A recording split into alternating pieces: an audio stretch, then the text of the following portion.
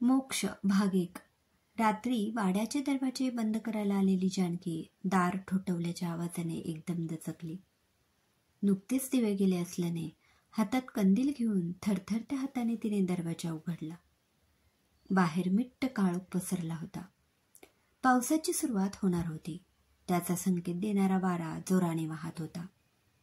जवळपास कुठेतरी पाऊस पडला असावा, कारण दरवाजा उघडताच ओल्या मातीचा मंद सुगंध मगाशीच आत शिरला होता. कोण आहे? दारात कोण उभा आहे हे न दिसल्यामुळे तिने प्रश्न केला. इतक्यात वीज चमकली आणि आत्याबाईंचा चेहरा त्या प्रकाशात उजळून निघाला. आत्याबाई, आत्ता कसं येणं केलं, तेही इतक्या रात्री? जानकीच्या चेहऱ्यावर मोठं आश्चर्य उमटलं होतं. एकट्याच आलात? आणि काकासाहेब कुठे आहेत?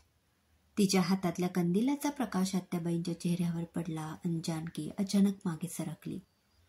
त्यांचा चेहरा पाहून भीतीने तिच्या पोटात गोळा आला. अहो आई साहेब, लवकर या. इतक्यात वाड्यावरून एक टिटवी कर्कश ओरडत पुढे गेली. ते ऐकून जानकीच्या अंगावर सरकन काटा आला. जानकीच्या आवाजासरशी लक्ष्मीबाई, केशव, नारायणराव धावत आले. वंस, इतक्या रात्री एकट्या कशा आलात? आणि हे काय? ही भराजरी साडी, डोक्यावर पदर नाही, कपाळावर कुंकू नाही, आणि तुमच्या अंगावरचे दागदागिने गेले तरी कुठे? काय प्रकार आहे हा? केशवा, त्यांना आत घे आधी. लक्ष्मीबाई मधल्या चौकात उभ्या राहून मोठ्या आवाजात म्हणाल्या. केशवने पुढे होत आत्याबाईंच्या हातातले सामान एका कोपऱ्यात नेऊन ठेवले. वहिनी, त्यांनी पुन्हा घरातून बाहेर काढलं. आत्याबाई तोंडात पदराचा पोळा कोंबत रडत म्हणाल्या. मी माप विनंत्या केल्या, पण कोणीच बदलं नाही हो. इतकंच काय तर सकाळी निघून जाईन म्हणून सासूबाईंच्या पायाही पडले, पण काही एक ऐकलं नाही त्यांनी. आणि पुरुषोत्तमराव नुसते पाहत होते की काय? आपल्या पत्नीची कड घ्यावी असे वाटले नाही त्यास? काय हा अगोचरपणा? एका स्त्रीला इतक्या रात्री घरातून बाहेर काढतातच कसे हे? मी म्हणतो असा पुरुषार्थ काय कामाचा? नारायणराव भराभर पुढे होत म्हणाले. यमुने, आत ये. सुनबाई, आधी पाणी घेऊन या. पाणी नको दादा, ती दागिन्यांची थैली आधी आत ठेवा. कोणाच्या नजरेस पडू नये म्हणून कशीबशी जपून आणली आहे. तुम्ही लग्नात मला घातलेलं श्रीधन आहे ते, आणि याबद्दल एक अवाक्षर कुठे बोलू नका. आत्याबाई, इतक्या रात्रीच्या आलात कशा? जानकी न राहून म्हणाली. तिची नजर सारखी आत्याबाईंच्या बेसूर दिसणाऱ्या चेहऱ्याकडे जात होती. नाथाच्या बैलगाडीतून आले. घरचा गोंधळ पाहून त्याला कल्पना आली असावी. गाडीला बैल जोडून आधीच तयार होते. मी बाहेर पडल्यानंतर नाथा हात जोडून पुढे आला. वहिनी साहेब, इतक्या रात्रीचं जाऊ नका म्हणू लागला, पण मी कुठली ऐकते? 2-4 लुगडी हातात घेतली आणि दागिन्यांचा डबा हळूच थैलीत घातला. आज जीवाचं बरं वाईट झालं तरी चालेल या विचाराने मी पटकन गाडीत बसले. दादा, आता त्या घरी पुन्हा जाणे नाही. आत्याबाई डोळे पुसत म्हणाल्या. त्यांचा आवाज काहीसा निराळाच भासत होता. हे लक्षण काही ठीक नव्हे असा विचार राहून राहून जानकीच्या मनात येत होता. उगीच काहीतरी बोलू नका. सासर सोडून असं कुणी माहेरी परत येत नाही. आपण यातून काहीतरी मार्ग काढू. लक्ष्मीबाई त्यांच्याजवळ बसत म्हणाल्या. आईसाहेब, काय बोलत आहे? त्यांनी आत्याबाईंना घराबाहेर काढायची ही काही पहिलीच वेळ नाही. आज तर हद्द झाली. इतक्या रात्री घराबाहेर काढताना त्यांना लाज कशी वाटली नाही? बाई माणसानं असं एकटं येणं म्हणजे? वाटेत काही झालं असतं तर? ते काही नाही. उद्याच जातो आणि त्या काकासाहेबांची गचांडी धरतो आणि चांगला जाब विचारतो त्याला. धाकटा निळकंठ म्हणाला. निळकंठ, रागाला आवर घाला. आपल्यापेक्षा मोठ्या माणसांविषयी बोलायची ही रीत नव्हे. केशव शांतपणे म्हणाला. बंधुराज, कमाल आहे तुमची. आपल्याच घरातल्या बाई माणसावर अन्याय होत असताना आपण नुसतं पाहत राहायचं? तुझ्या स्वभावानुसार ते ठीक आहे, पण आम्हाला हे मान्य नाही. निळकंठ बोलता बोलता सोप्यात फेऱ्या घालू लागला. तुम्ही आज चला वंस, विश्रांती घेऊ, मग उद्या काय होईल तर सोक्षमोक्ष लावू. लक्ष्मीबाई यमुनेला आपल्या खोलीत घेऊन गेल्या. जाताना दागिन्यांची थैली त्यांनी आपल्या सोबत आत नेली. आता बाहेर जोरात पाऊस सुरू झाला. वाऱ्यासह पावसाचा येणारा आवाज मनात धडकी भरवणारा होता. जानकीच्या मनात नको त्या शंका येत होत्या, पण त्या सांगणार तरी कोणाला. ती गुपचूप केशवच्या मागोमाग खोलीत गेली. पहाटेची वेळ होती. नारायणराव नुकतेच उठले होते, तर लक्ष्मीबाई देवपूजेची तयारी करत होत्या.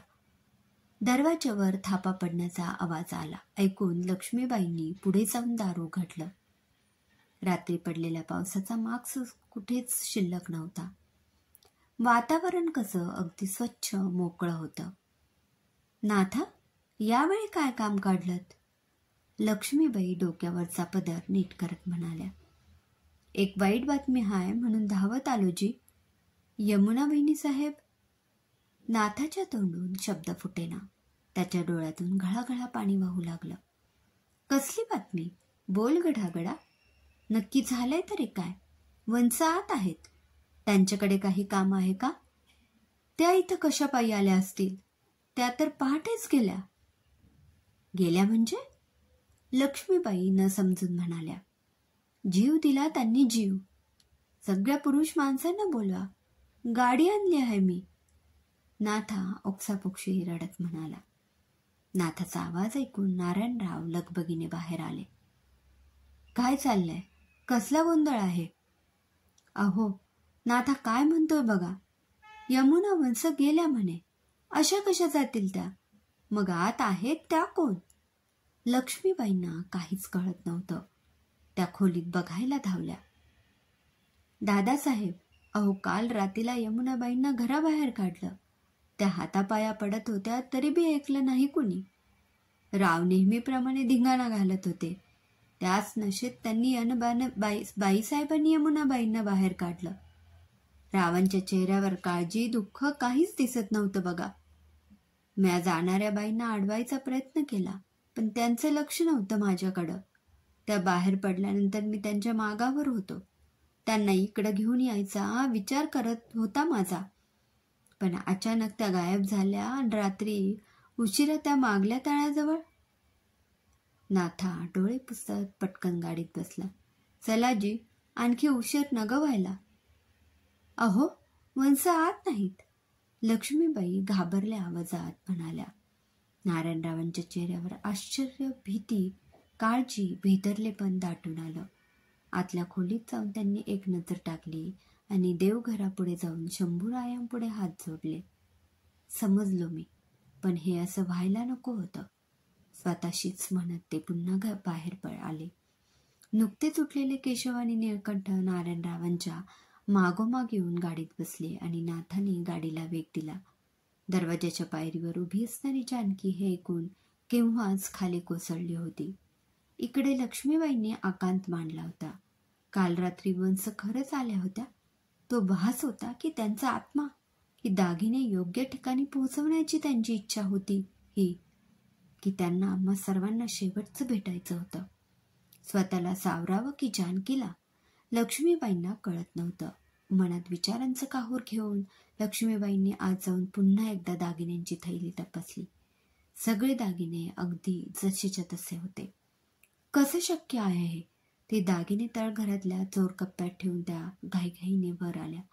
वाड्याच्या वरच्या मजल्यावर राहणाऱ्या आपल्या भाडेकरूला वाड्यावर लक्ष ठेवायला सांगून त्या बाहेर आल्या. जानकी बऱ्यापैकी सावरली. तशा या दोन गडी बायका नाथाने मागून धरलेल्या गाडीत बसल्या.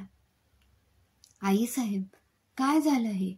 आत्याबाई खरंच आल्या होत्या की आपल्या सर्वांना भास झाला? तो भास होता तर ती दागिन्यांची थैली? लक्ष्मीबाईंनी जानकीच्या तोंडावर हात ठेवला. सुनबाई, इथून पुढे या बाबतीत कधी कोणाशी चर्चा करू नका. ही आमची विनंती, समजा नाही तर आज्ञा. लक्ष्मीबाईंचे डोळे एकसारखे वाहत होते. या क्षणी काय खरं आणि काय खोटं याचा विचार त्यांना अजिबात करावासा वाटत नव्हता. लेकीप्रमाणे लहानाची मोठी केलेल्या यमुनेच्या आठवणीत त्यांना खूप रडावंसं वाटत होतं, पण अश्रू डोळ्यांच्या कडांवर येऊन अडले होते. यमुनेच्या सासरी जाऊन नक्की काय झालं हे जाणून घेण्याची तीव्र इच्छा त्यांच्या मनात दाटून आली. जानकी त्यांच्या खांद्यावर डोकं ठेवून मूकपणे रडत होती. आत्याबाई खरंच आल्या होत्या की ते आणखी काही होतं? भीतीने, दुःखाने तिच्या डोळ्यांवर झापड आली. काही वेळाने अचानक गाडी थांबली आणि समोरचं दृश्य पाहून जानकीच्या जीवाचा थरकाप उडाला. क्रमशः लेखिका